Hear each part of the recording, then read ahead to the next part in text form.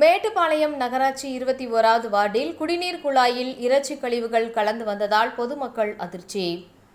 கோவை மாவட்டம் மேட்டுப்பாளையம் நகராட்சி 21வது வார்டில் 1500க்கும் மேற்பட்ட குடியிருப்புகள் உள்ளன.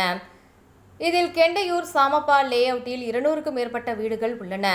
இந்த குடியிருப்புகளுக்கு ஒரு நாள் விட்டு ஒரு நாள் நகராட்சி சார்பில் குடிநீர் விநியோகம் செய்யப்பட்டு வருகிறது. இந்த நிலையில் கடந்த சில தினங்களுக்கு முன்பு இந்த பகுதியில் உள்ள ஒரு சில வீடுகளுக்கு மிகவும் துர்நாற்றத்துடன் குடிநீர் வந்ததாக தெரிகிறது. மேலும் குடிநீரில் சிறு சிறு துகள்களாக முடி, கொழுப்பு, சிறிய எலும்பு துண்டுகள் கலந்து வந்ததாக தெரிகிறது. இதனை கண்ட பொதுமக்கள் அதிர்ச்சி அடைந்தனர். இந்த குடிநீரை குடித்த ஒரு சிலருக்கு வாந்தி மற்றும் வயிற்றுப்போக்கு ஏற்பட்டதாக தெரிகிறது. இதுகுறித்து நகராட்சி நிர்வாகத்திற்கு இப்பகுதி மக்கள் புகார் தெரிவித்தனர்.